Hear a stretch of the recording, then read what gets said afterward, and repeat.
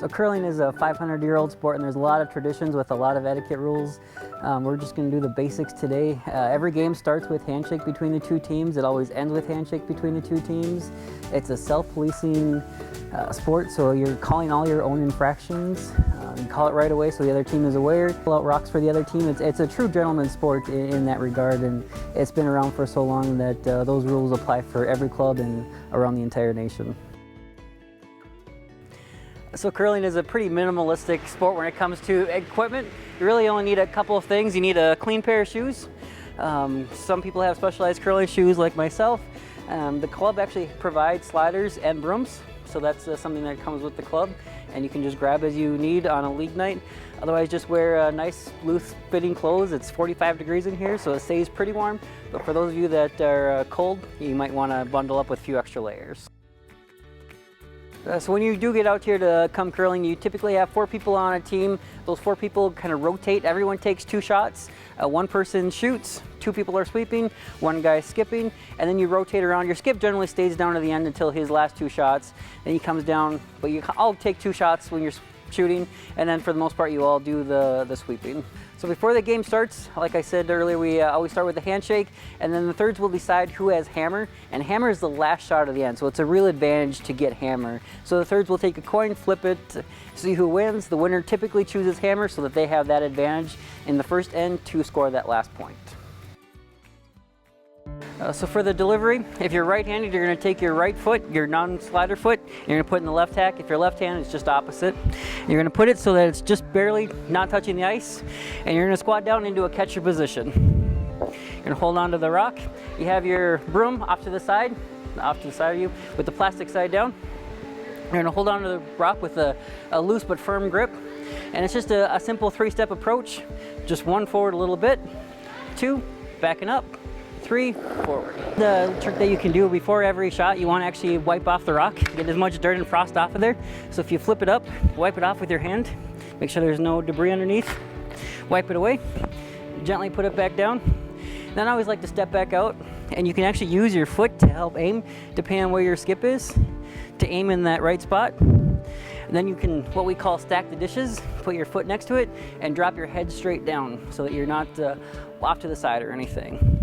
And it's the same 3-step approach, 1 forward, 2 back. And you're gonna notice on the back, I'm not taking my slider foot way back. It's actually all about the minimal movement if you can. So the less movement you can do, the less likely it is to make a mistake. So again, it's 1 forward, 2 backing up, 3 forward. All right, so when we get ready to curl, as I said, this is a game of curling. Rock makes the pass. You always want to put a spin on the rock. When you get down in the hack, you take a look at your skip, and depending on which arm he has out, you're going to start the rock either at the 2 o'clock position or the 10 o'clock position.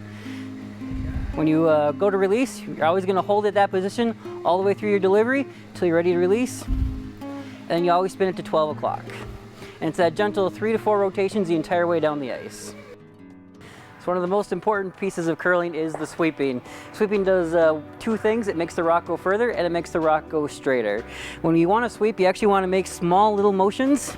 The rock surface underneath isn't very big, so you don't want to be making big motions. You actually want to be making small, concise ones with as much pressure as you can. If you watch the Olympic guys, they're almost doing push-ups out on the ice. They're putting that much pressure, and it's just warming up the ice to make that rock go further and travel straighter. Typically you have 2 guys sweeping, 1 guy who's closer to the rock, and 1 guy's a little bit further away. The first guy does 80% of the work, the second guy only does 20% of the work. If you touch the rock with your broom as you're sweeping, it's a burnt stone and you immediately pull it out of play. So your skip plays a pretty vital role in the game of curling.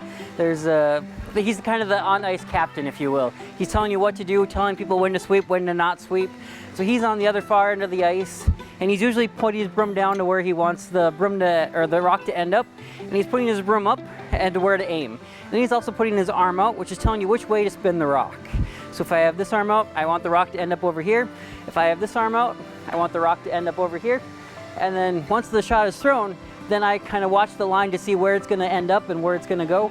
And I tell my sweepers to sweep or to get off the rock and stop sweeping because I want it to end a little bit sooner. So in curling, there are 3 basic shots a skip needs to be aware of. Everything else is just a variation of those 3 shots. Your first shot and most basic shot is your guard, which is something out in front of the house that's guarding the house itself. The next shot is a draw, which is somewhere in the house.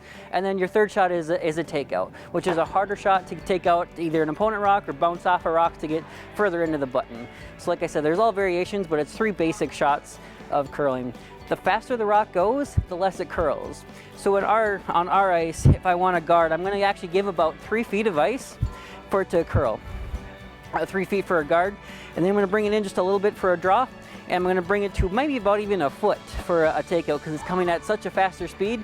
There's not a lot of friction, so it doesn't curl as much as it does on a normal draw or guard shot. So the way scoring works, after all 16 rocks have been thrown to one side of the building, it's called one end, and our thirds or vice skips will decide what the score is. Score is decided by, after all 16 rocks have been thrown, 1 point for every rock closest to the center before the opponent's rocks. So in this situation, red has 2 closest to the button before the yellow, so red gets 2 points. In this situation, yellow has 2 closest to the button before the red, so yellow would get 2 points. For a rock to score, it only needs to be touching the color. It doesn't actually have to be on. As long as you're looking straight over top and it's touching the color, it can count for a point. You can score up to 8 points in an end, which is very rare. If you do, get lots of pictures. It doesn't happen very often. And if there is an option where nobody scores, which is a lot of work for no point.